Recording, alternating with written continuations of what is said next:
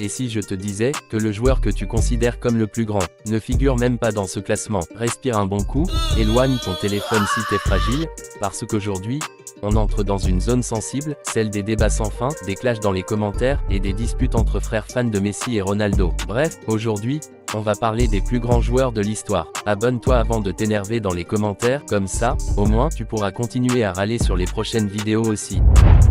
Top 5 des meilleurs joueurs de tous les temps. Numéro 5, Zinedine Zidane, le professeur de poésie en crampons. Zidane, c'est comme un chef étoilé.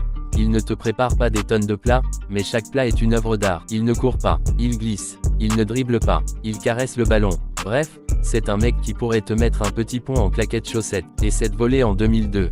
Même ton oncle, qui ne regarde que les séries turques, l'a vu au moins 3 fois. Mais bon, on ne parlera pas du coup de boule en 2006. Il a juste essayé une technique de dégagement, avec la tête. Numéro 4, Cristiano Ronaldo, le cyborg au brushing parfait. CR7, c'est un joueur, un influenceur, un modèle de fitness, une marque, et probablement un super-héros à ses heures perdues. Il a plus de muscles que de défauts, plus de records que ton prof de maths, et plus de fans que ta série Netflix préférée. Le gars a 5 ballons d'or, 5 Ligues des Champions, 1 euro, et il continue de jouer à 39 ans pendant que nous, on souffle en montant 3 étages. Le seul mystère, comment ses cheveux ne bougent jamais, même sous la pluie. Numéro 3, Diego Maradona, le génie incontrôlable.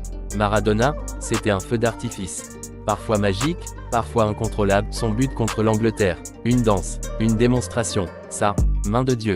On dira que c'était une extension divine de son talent. Maradona pouvait passer 6 joueurs comme si c'était des plots.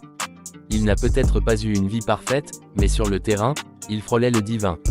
Numéro 2, Lionel Messi, le sorcier muet. Messi, c'est ce mec timide à l'école, qui te met une raclée au foot, puis repart sans dire un mot. On dirait qu'il dort en dribblant, mais il fait des trucs que même les développeurs de FIFA trouvent irréalistes.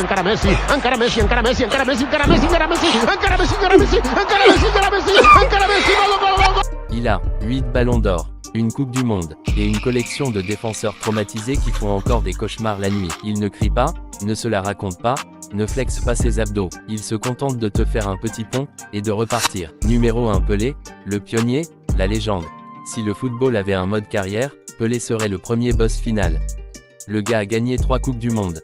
À une époque où les crampons pesaient 4 kilos, où la pelouse ressemblait à un champ de patates, et où les défenseurs pouvaient te découper sans prendre rouge. Il a marqué plus de 1000 buts, même s'il comptait les buts à l'entraînement, mais on lui pardonne. Sans Pelé, le foot n'aurait pas cette aura mondiale.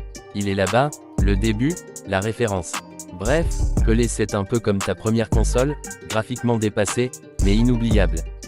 Oui, on sait, Ronaldinho, Ronaldo le vrai, Cruyff, Iniesta, George Best. Ce classement n'est pas parfait, mais si on mettait tout le monde, la vidéo durerait 8 heures.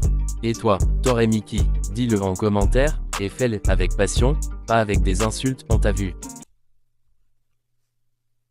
Tu vas où comme ça? Reste ici. Like, abonne-toi, sinon j'arrête les vidéos.